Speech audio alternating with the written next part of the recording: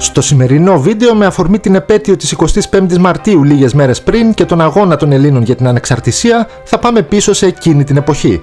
Τα πιο πολλά γεγονότα της Ελληνικής Επανάστασης είναι, ελπίζω, λίγο πολύ γνωστά στους περισσότερους που παρακολουθούν αυτό το κανάλι, αλλά κι αν δεν είναι, είμαι σίγουρος ότι η ιστορική κοινότητα του ελληνικού YouTube, η οποία μεγαλώνει με γοργούς ρυθμούς, θα έχει δημιουργήσει ενδιαφέροντα βίντεο που θα βρουν χρήσιμα ακόμη και οι πιο αυστηροί.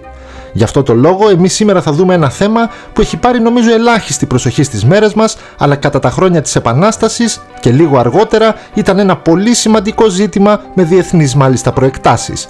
Μιλάμε για το φαινόμενο της πειρατείας στο Αιγαίο, με το οποίο δικοί μας Έλληνες πειρατές όχι απλά ασκούσαν αυτή την παράνομη δραστηριότητα, αλλά δημιούργησαν ένα τρομερά ξεχωριστό οικοσύστημα πειρατικής στρατολόγησης, διαχείρισης των κερδών, εμπορίου της λίας αλλά και κοινωνικής οργάνωσης, όλα στηριγμένα αποκλειστικά σε βίαιες επιδρομές προς εχθρούς, συμμάχους αλλά και προς άλλους Έλληνες. Χωρίς άλλες βαρετές περιγραφές λοιπόν, πάμε κατευθείαν στο θέμα που είμαι σίγουρος ότι θα σας εκπλήξει.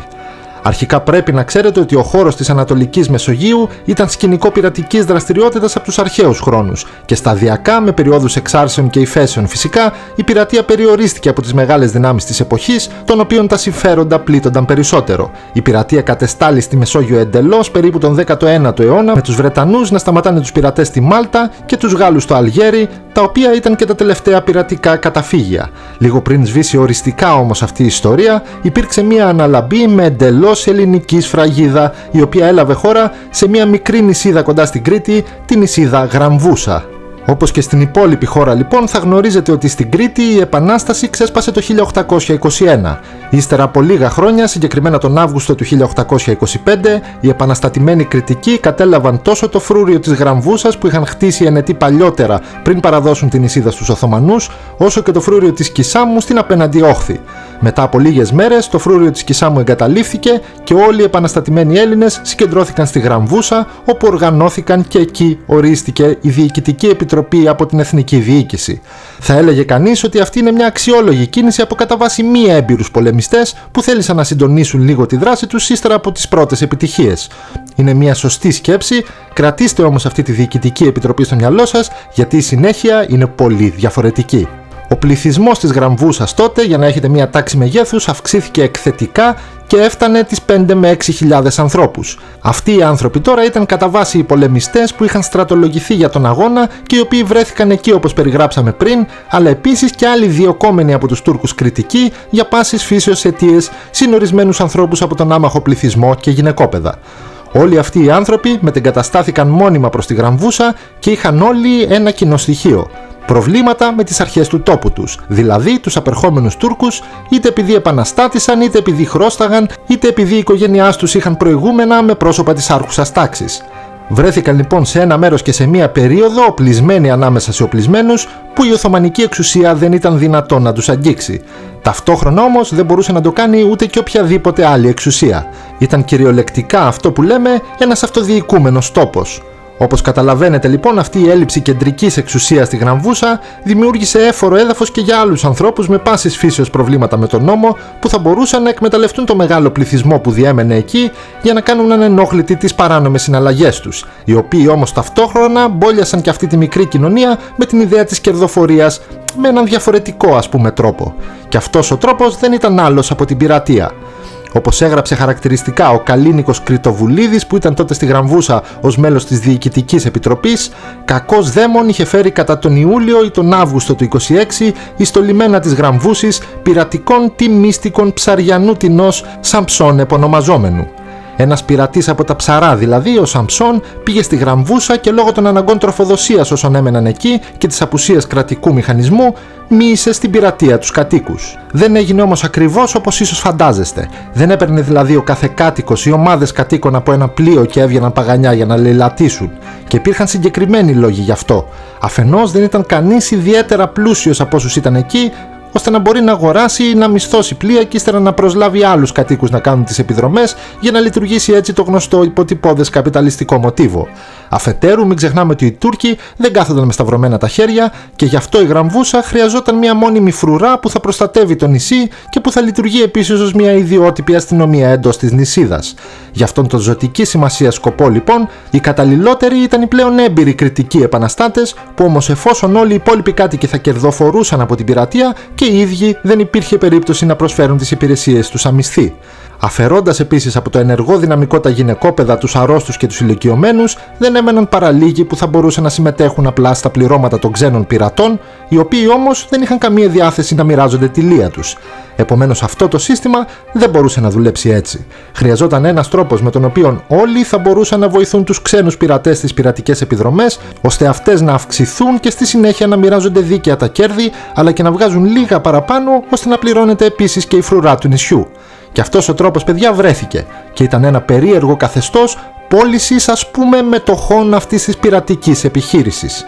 Με απλά λόγια, όλοι οι κάτοικοι έβαζαν το ποσό που άντεχε η τσέπη τους στο κοινό ταμείο ενός πλοίου που αγόραζαν ή μίσθωναν, οι ξενόφερτοι πειρατές και οι λίγοι ντόπιοι που ήταν ικανοί έβαζαν την εργασία τους κατά τις επιδρομές και στο τέλος τα κέρδη μοιράζονταν ανάλογα με την επένδυση που είχε κάνει ο καθένας. Και μάλιστα αφού αφαιρούνταν τα λειτουργικά έξοδα, γιατί υπέρ της φρουράς της Γραμβούσας και του κοινού ταμείου παρακρατούνταν το 1/5 των κερδών από τις επιδρομές, ένα ακόμη ποσοστό πήγαινε υπέρ της Παναγίας της Κλεφτρίνας, όπως την έλεγαν, που είχε ανεγερθεί στο φρούριο, και τα υπόλοιπα μοιράζονταν στους πλειοκτήτες αν υπήρχαν, στους μετόχους και στα πληρώματα.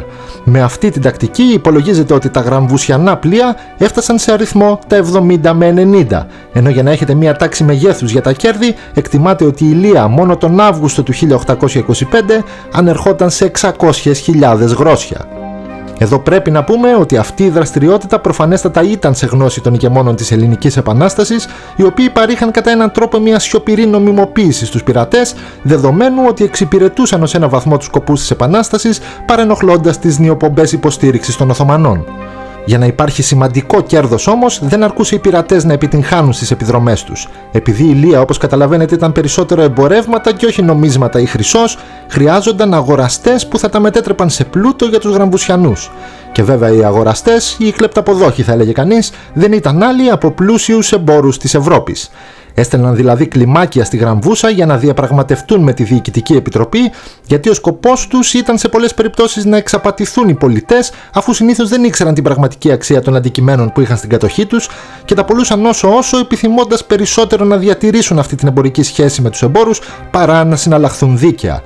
Επίσης, πρέπει να ξέρετε ότι οι πειρατές από τη Γραμβούσα δραστηριοποιούνταν και εναντίον Ελλήνων ορισμένων νησιών του Αιγαίου, όπως η Νάξος, η Πάρος, η Σύφνος κλπ. Σύμφωνα με διαμαρτυρίες κατοίκων της Ερήφου που έχουν διασωθεί, περιγράφεται ότι απερίγραπτα είναι τα δεινά όπου υπέφερεν η μικρά και δυστυχής αυτή νήσος κατά τον παρελθόντα χειμώνα, καθώς οι Κρήτες το σούτι όντες δεν εισέλθον ως άνθρωποι, αλλως λέοντες. Κάπως έτσι πήγαιναν τα πράγματα για αρκετό καιρό, μετά την αυμαχία του Ναβαρίνου όμως και την άφιξη του Καποδίστρια στην Ελλάδα ως κυβερνήτη, και αφού είχε διαμορφωθεί κάπως το status quo στην περιοχή, η ανοχή των μεγάλων δυνάμεων προς τους πειρατές της Γραμβούσας άρχισε να εξαντλείται.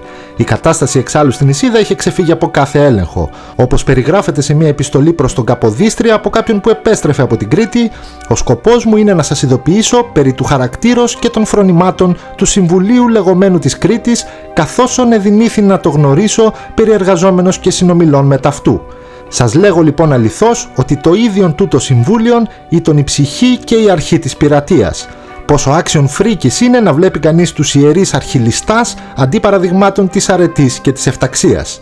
Κάπως έτσι, οι Ευρωπαίοι ναύαρχοι έστειλαν αυστηρό έγγραφο προς την ελληνική κυβέρνηση, με το οποίο απειλούσαν να καταστρέψουν ολόκληρο τον ελληνικό στόλο εάν δεν σταματούσε η πειρατεία στην περιοχή. Οπότε τον Ιανουάριο του 1828, με τη συνένεση του Καποδίστρια, στάλθηκε στη Γραμβούσα μια μοίρα υπό τον Βρετανό υπονάβαρχο Τόμας Στέινς, αλλά και ο Αλέξανδρος Μαυροκορδάτος ως εκπρόσωπος του Καποδίστρια για να παραλάβει το φρούριο και να προλάβει τυχόν καταστροφή του από τον ξένο στόλο, με ποιον τρόπο, δρώντας διπλωματικά και φροντίζοντας ουσιαστικά να συμμορφωθεί το Συμβούλιο με τις απαιτήσεις του ναυάρχου Στέινς.